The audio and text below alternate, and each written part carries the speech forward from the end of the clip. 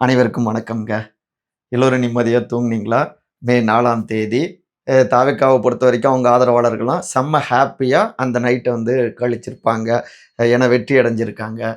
இங்க திமுக, அதிமுக, நாத்தாக்கா இவங்கெல்லாம் கொஞ்சம் ஃபீல் பண்ணியிருப்பாங்க. எதிர்பார்த்த வெற்றி வரலையே அப்டின்ட்டு.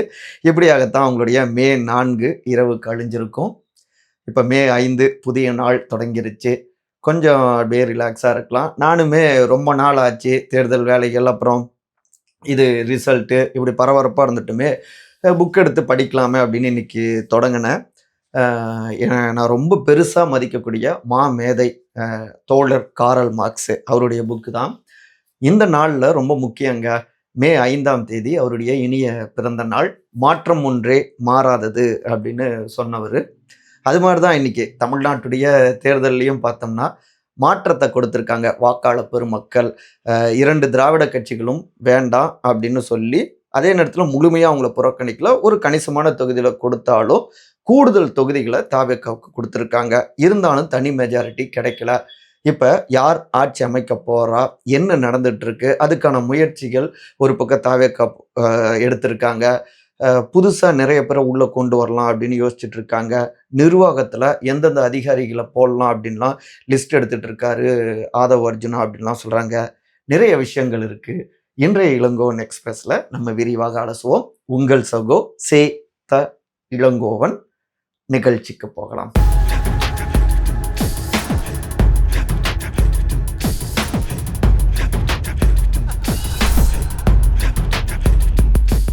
விசில் புரட்சி, சிஎம் நாற்காலி, 2 மூவ், விஜய் போடும் பிளான். முந்தைய தேர்தல் முடிவுகள் போல இது இல்லைங்க. ஒரு புதிய முறைய நம்முடைய தமிழ்நாட்டுக்கு அறிமுகம் செஞ்சிருக்காங்க நம்முடைய வாக்காளர் பெருமக்கள். யாருக்கும் தனிப்பெரும்பான்மை ஆட்சி அமைப்பதற்கான அந்த தனிப்பெரும்பான்மைய கொடுக்க கிடையாது. அதே நேரத்துல ஒரு புதிய சக்திக்கு கிட்டத்தட்ட 60 ஆண்டுகள் கழித்து 1967க்கு பிறகு ஒரு புதிய கட்சிக்கு இங்க வாய்ப்பு குடுத்திருந்திருக்காங்க.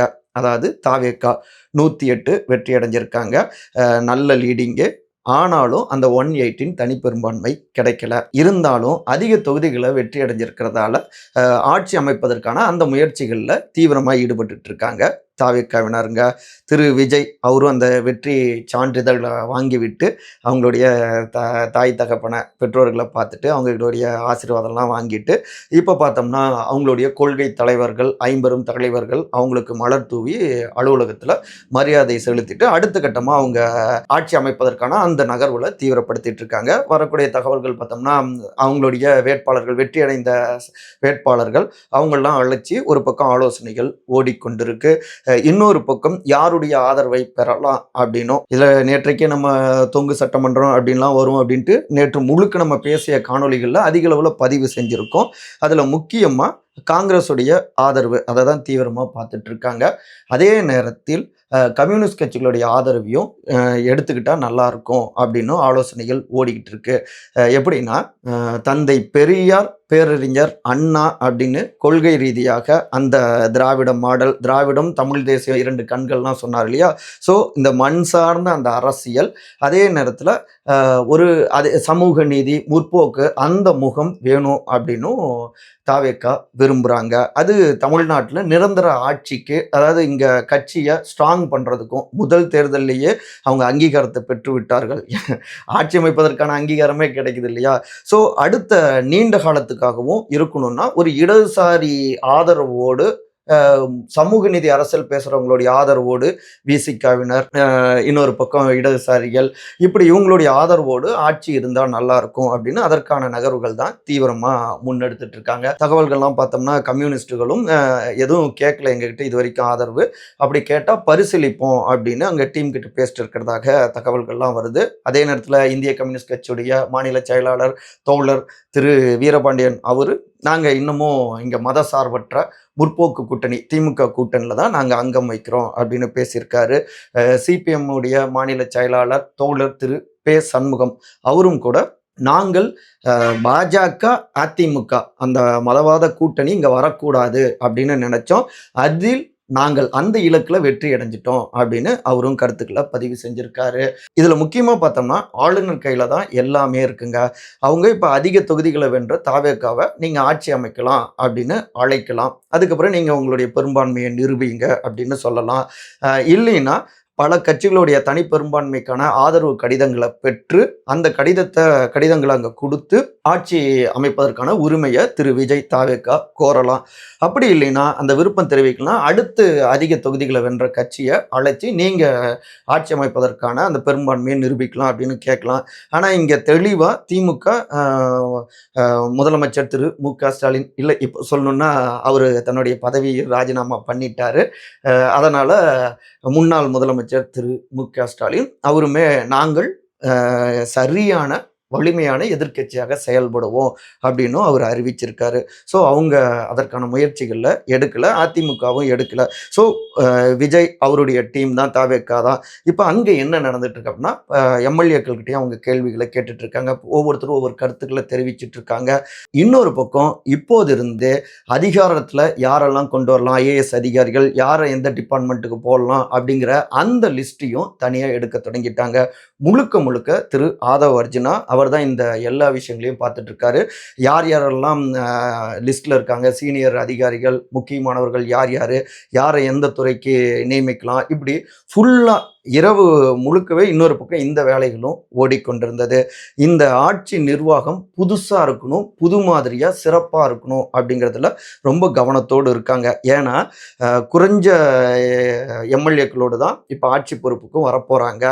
தனிப்பெரும்பான்மை கிடைக்கல இல்லையா? அப்ப இந்த ஆட்சியை சிறப்பா நடத்தினாதான் அது இன்னொரு பக்கம் மக்களுடைய நம்பிக்கையும் பெற்று எதிர்காலத்துக்கு அது உதவியா இருக்கும். ஏதாவது ஒரு சூழலில் ஏதாவது ஒரு பிரச்சனை ஏற்பட்டாலும் தங்களுடைய ஆட்சியை தற்காத்துக் கொள்வதற்கும், அடுத்து ஓப்பனா சொல்றோம், தேர்தலே வந்தாலும் சரி, மறு தேர்தலே வந்தாலும் தனிப்பெரும்பான்மையோடு அமோகமான வெற்றி அடையவும் இந்த நிர்வாகம் ரொம்ப முக்கியம். ஸோ அந்த வேலைகள்ல தேர்வு செய்யக்கூடிய வேலைகள்ல அவர் தீவிரமா ஈடுபட்டு இருக்காரு. இன்னும் சொல்லப்போனா திரு ஆதவ் அர்ஜுனா ஃபர்ஸ்ட்ல இருந்தே சொல்லி வச்சு 40% நாங்க வாங்குவோம், நாங்க தான் ஆட்சி அமைப்போம் அப்படின்னு சொல்லி தொடக்கத்துல இருந்து இறங்கி வேலை பார்த்தாரு. அதுல சாதிச்சும் காட்டியிருக்காங்க. திமுகவை அவர் தான் கடுமையா அட்டாக் பண்ணாரு. இங்க வெற்றி அடைஞ்சிருக்காரு. இன்னொரு பக்கம் திரு ஜான் அவர் மிக முக்கியமானவர், வியூக வகுப்பாளர். தொடக்கத்துல இருந்து நாம தனிச்சு தான் அப்படின்னு அவர் சொன்னாரு. அதற்கும் இங்க அமோகமான வெற்றி கிடைச்சிருக்கு. ஸோ அவருடைய கிராஃபும் இப்போ ஆல் இண்டியா லெவல்ல உயர்ந்திருக்கு. அப்புறம் இவங்களுடைய விஜய் மக்கள் இயக்கத்திலிருந்து நிறைய பேர் வேட்பாளராகவும் ஆகியிருக்காங்க. அவர்களை வெற்றியாளர்களாக மாற்றியிருக்காரு அதனுடைய பொதுச் செயலாளர் திரு ஆனந்த். அவருமே தியாகராய நகர் டஃப் ஏரியாவில் வெற்றி அடைஞ்சிருக்காரு. ஸோ எல்லா பக்கமும் பாசிட்டிவான அந்த கான்ஃபிடென்ட்டாக இருங்க அப்படின்னு அவர் சொல்லிட்டு இருந்தார் இல்லையா விஜய், அப்படி ஒரு நம்பிக்கையோட ஒரு புத்துணர்ச்சியோடு அவங்க இப்போ உள்ள வராங்க. ஸோ இந்த ஆட்சியை பக்காவாக வச்சுக்கணும்னு அந்த நகர்வை தீவிரப்படுத்திட்டு இருக்காங்க. இன்னொரு பக்கம் 2 தொகுதிகள்லையும் அவர் வெற்றி அடைஞ்சிருக்காரு திரு விஜய். அதில் ஒரு தொகுதியை இப்போ ராஜினாமா செய்யணும். மேபி திருச்சி கிழக்கு ராஜினாமா செய்ய வாய்ப்புகள் இருக்குது அப்படின்னு தகவல்கள் வந்துட்டு இருக்கு. இப்போ இந்த மே 5ஆம் தேதி மதிய நேரத்திலாம் தீவிரமாக, அதாவது முன்னாள், அதாவது நேர்மைக்கு பெயர் பெற்ற திரு சகாயம் ஐஏஎஸ் அவர்கள் அவரை கொண்டு வரலாம் அப்படின்னு, அவரை நிறுத்தலாம் அப்படின்லாம் சில நகர்வுகள் தீவிரமாயிட்டு இருக்கு. அங்க அவரை நிறுத்துறதன் மூலமாக தமிழ்நாடு முழுக்கவே ஒரு நல்ல இமேஜ் அவருக்கு இருக்கு. ஈஸி வெற்றி.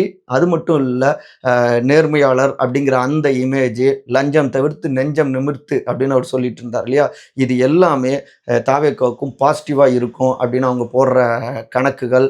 அப்புறம் ஊர்க்காரங்க, இன்னொரு பக்கம் சமுதாய ரீதியிலான அந்த வாக்குகள். ஆனால் இங்கே வந்து சமுதாயம்லாம் கடந்து வாக்குகள் வாரி இறைச்சிருக்காங்க. ஆனாலும் இந்த இடத்துல டஃப் ஆகிடக்கூடாது அப்படிங்கிறனால எல்லா கணக்குகளும் போட்டு அவரை கொண்டு வரலாம் அப்படின்னும் யோசிச்சுட்டு இருக்காங்க. அப்படியே இல்லைனாலும் நிர்வாகத்துறைக்குள்ளார அவரை கொண்டு வர்றது அப்படின்னு ஒரு ஆலோசனை ஓடிக்கொண்டிருக்கு. அது இந்த ஆட்சியை சிறப்பாக நடத்துவதற்கு ரொம்ப சப்போர்ட்டிவாக இருக்கும்.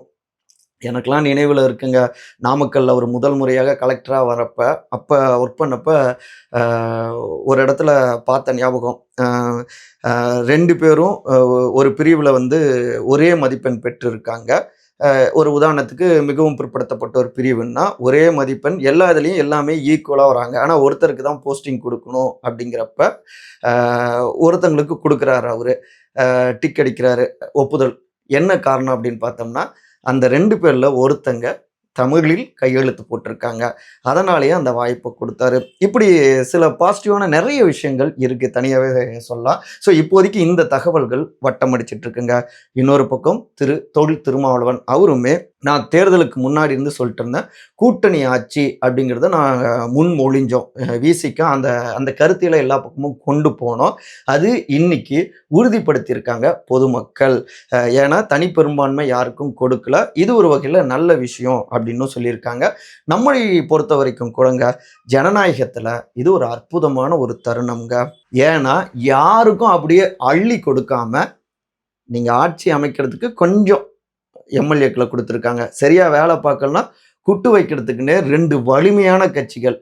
அந்த அனுபவம் இருக்கிற திமுக, அதிமுகன்னு நிறுத்தியிருக்காங்க.